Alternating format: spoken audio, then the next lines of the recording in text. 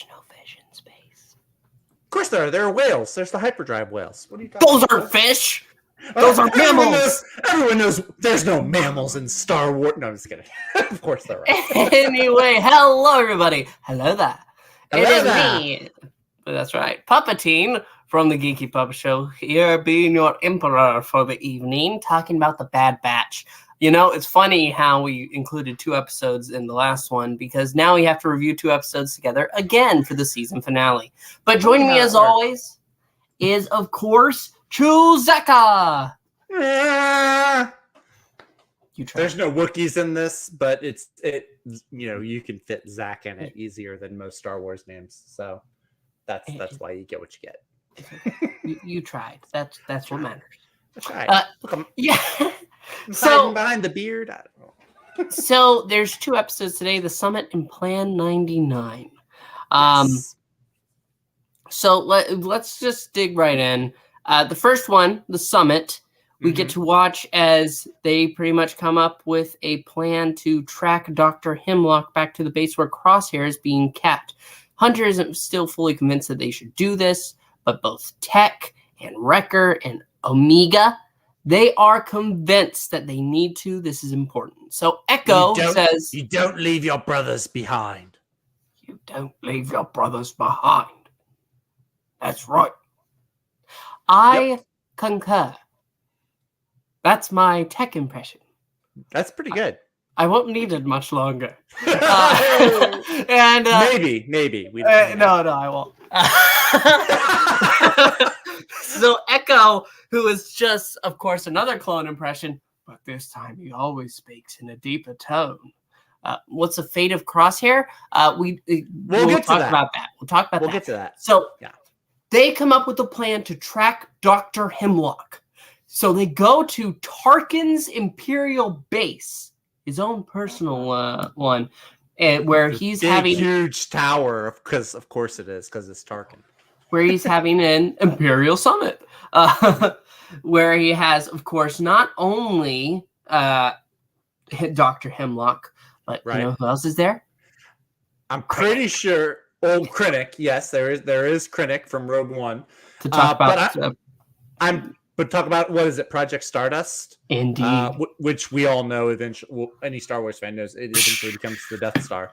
But he's also got, I'm pretty sure he has Admiral Yularen in there from the Clone Wars. I'm pretty sure he's one of the ones there. Because he's the one who's like, well, I fought with the clones, and I always found them really admirable. No, it's not him. That's not him? Oh, okay. Never mind. No. Wishful thinking on my part. I don't think they'll ever have Yularen again. That's unfortunate. Yularen was cool. They had him in live action, but you see, for voice acting, the original voice actor Tom Kane is sadly I don't think he's dead. I think he got a disease.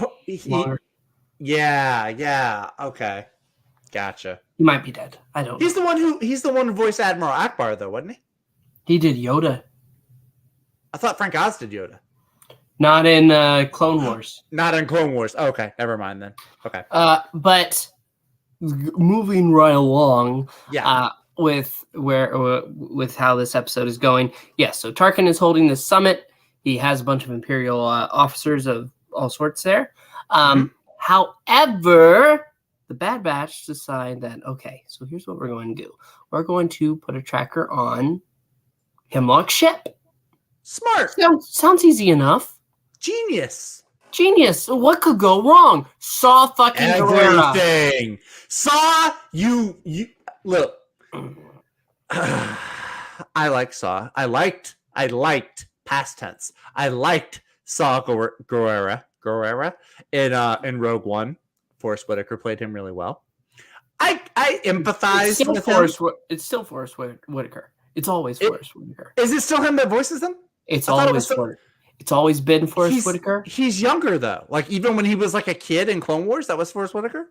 Well, he wasn't a kid in Clone Wars. He was he had a daughter. He lost a daughter in Clone Wars. He lost a sister. No, he lost a sister in Clone Wars. Pretty sure it was his daughter. I think it was the sister. I'm going to fight you on this one. But anyway, sir, you go to Google while we're talking about how I'll go. You rant while I look it up. So Saw Gerrera pretty much had a plan too to blow up the base all around, so that way all these Imperial officers would die. These directors would die. Okay, here's the thing. His mission does have a good goal towards it. Yeah. He's trying to take down the Empire. That's obviously a good thing. However, he is an extremist. He's an extremist in the worst way, and he always has been. And everybody around him agrees. He does not foresee that what comes after. He looks at like what's right in front of him, and what can he do most immediately. Whatever consequences come later, be damned. By the way, in this Bad Batch episode, he is voiced by one Andrew Kishino. It's not Forrest Whitaker. Not Forrest Whitaker, at least not in Bad Batch. It might be in Clone Wars, but now I have to Google it. Here I go again, and now we're both Googling. Moving right along.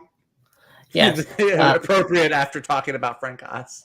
That's a good one, Mariah. So Forrest Whitaker, he's like, we're just gonna blow. Even though Tech is like, I think it was Tech, who's like, they'll just replenish all the officers that you kill immediately. Like, it's not going to deplete their ranks. And so I was like, it's still the right thing to do, though. And they're like, God, you're a moron, Saw Gerrera. I'm sorry. But anyway. Whitaker, wait. Forrest Whitaker, the voice of Saw Gerrera in Rebels. Of course, he's Saw Gerrera in Andor. I haven't gotten there yet. Yeah, I don't think I did either. We got to finish that, man. It's so good. We do. We do have to finish it. Yeah. It's been a while. And now I'm just trying to find. I googled Saw Gerrera voice or Saw Gerrera actor. That's what I did. Let me see. Clone Wars doesn't come up, so maybe he did in Clone Wars just for Rebels and well, obviously his live action appearances. Obviously, in Rogue One and Andor. But so he screws up everything. He does. Everything just gets screwed up. After Omega and Wrecker go through the trouble of putting like this tracker on Hemlock's ship, doesn't matter because everything gets blown up. And so now the Imperial base, of course, and it doesn't even hurt the Imperial officers like Tarkin and Krennic and Hemlock because they're behind like this massive shielded room. So Saw Gerrera didn't even achieve his goal, dummy.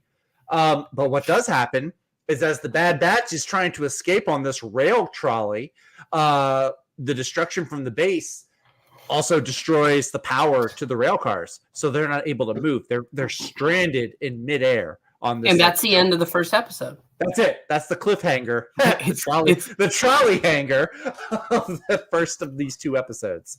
Yeah, that's right. Cliffhanger hanging on a cliff. That's why he's called Cliffhanger. Did you ever see that as a kid? Between the Lions? I did not. No. Anyway, with that as the end of the first episode, it's really good. It is really good. There's like suspense that builds throughout the episode.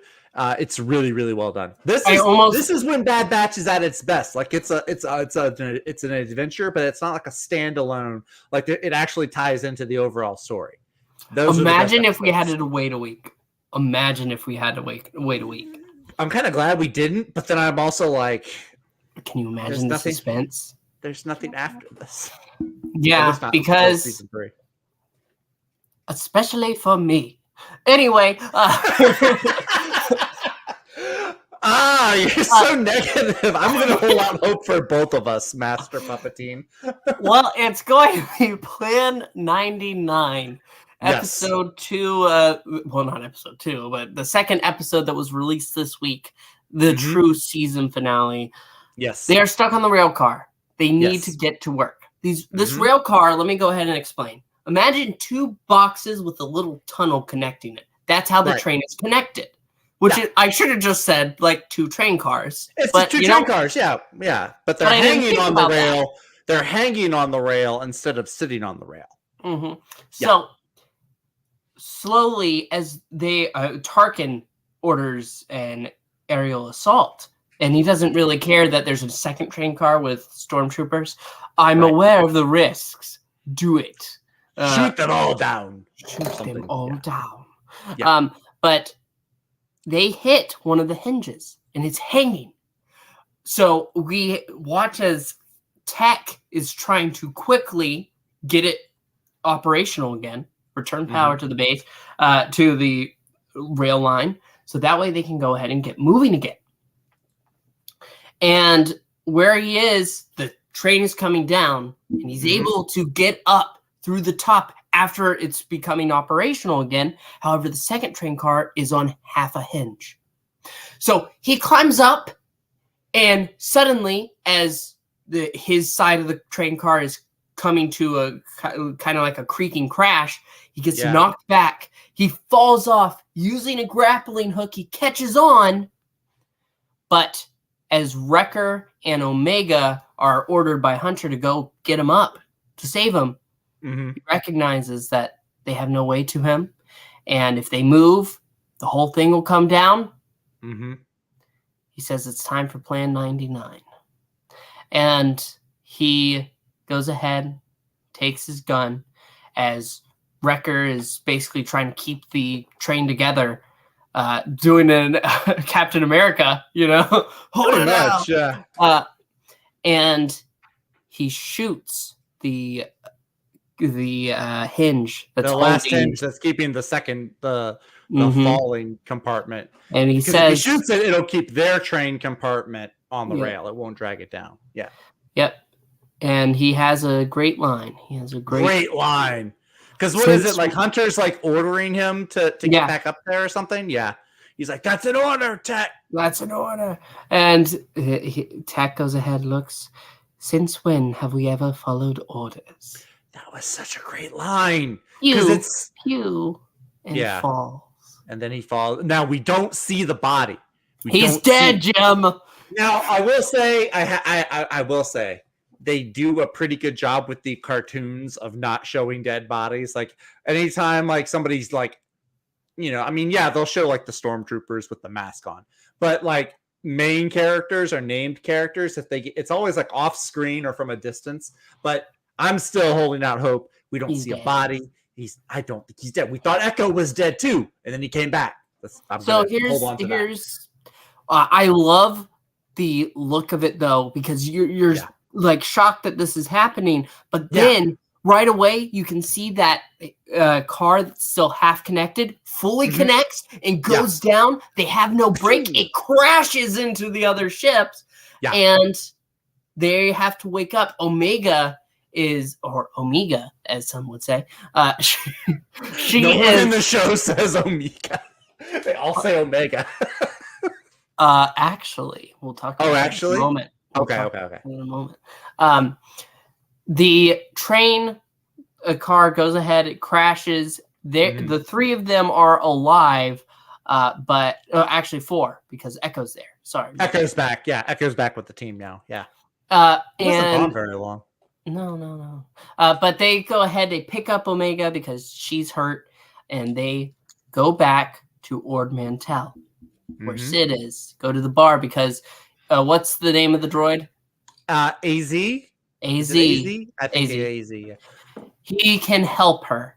Can help her. He's a medical droid. It all works out. They go ahead. They go back, and Hunter and her. She doesn't even realize it for a moment because she wakes up. She's delirious, and then it all comes back. We were on the train car, and then wait, we have to go back for Tech. And Hunter's also says he's dead, Jim. Which is really weird because her name is Omega, not Jim. I think you would know that.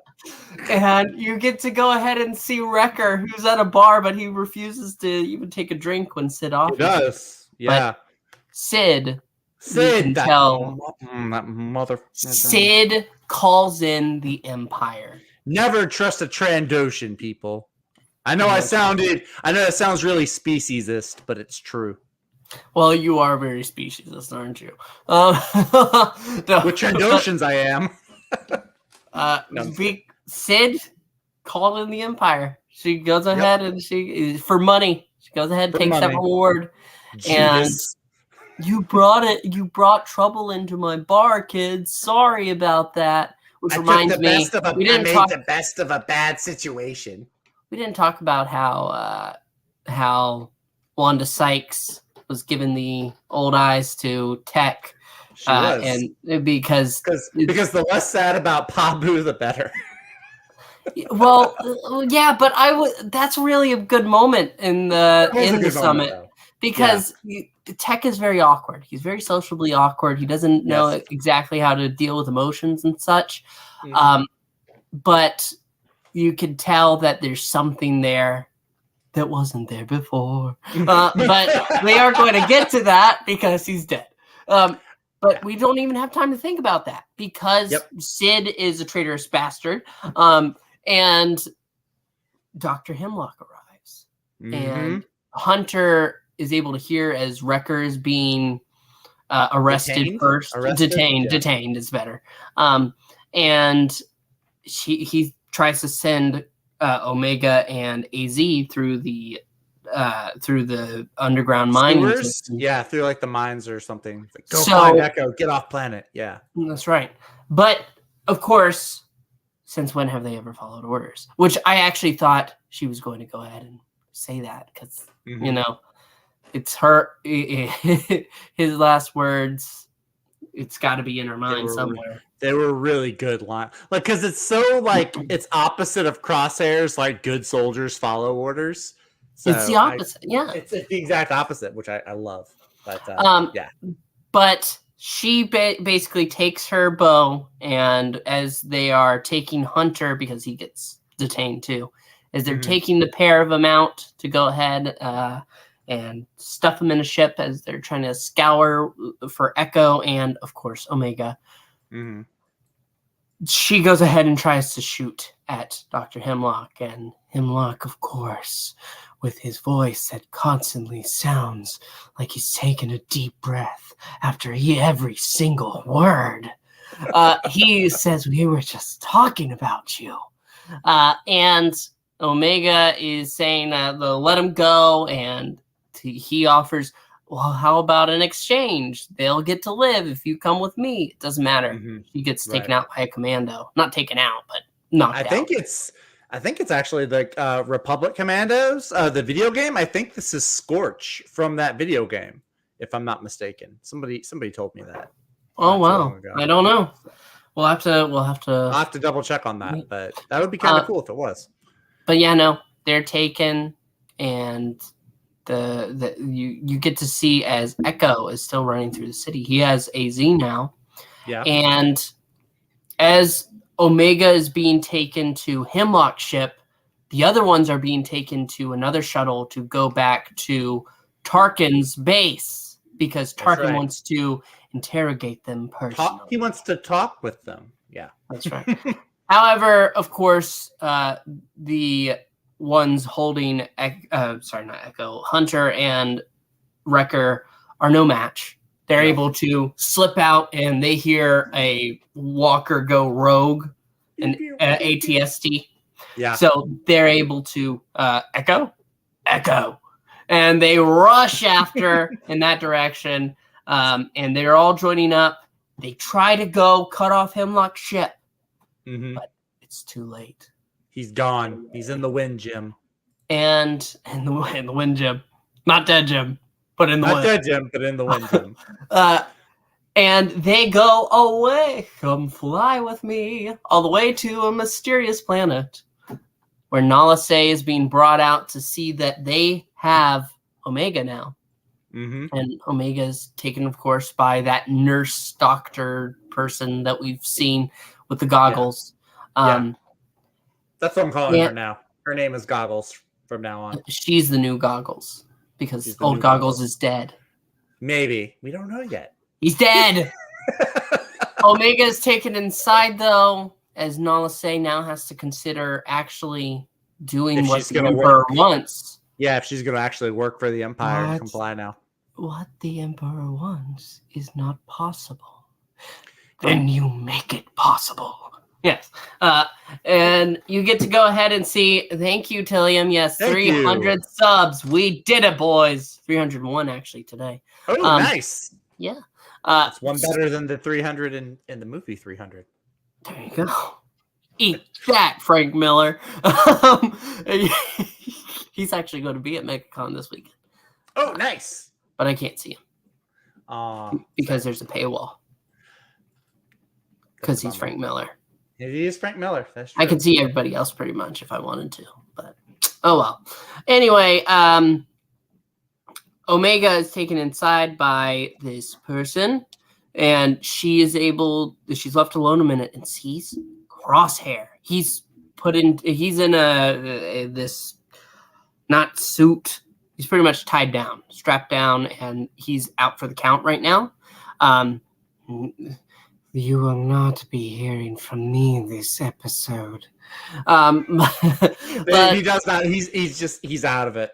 So that's the fate of Crosshair. He's heavily sedated. That's right.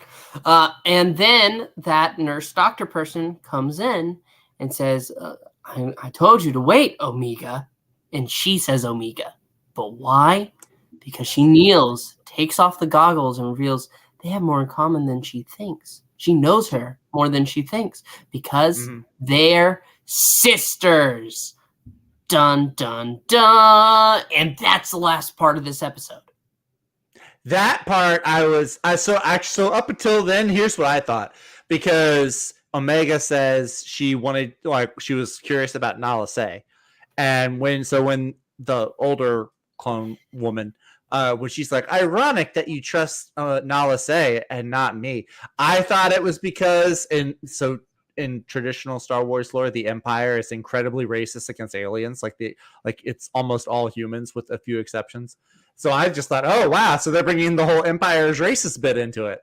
But no, it turns out that there is an older clone woman. Which I was kind of wondering if they were ever going to get to that, because up until now, Omega was the only female clone, but now there's two. So I'm interested. I'm very interested as well. However, I have to say, this is all very good. This is really good.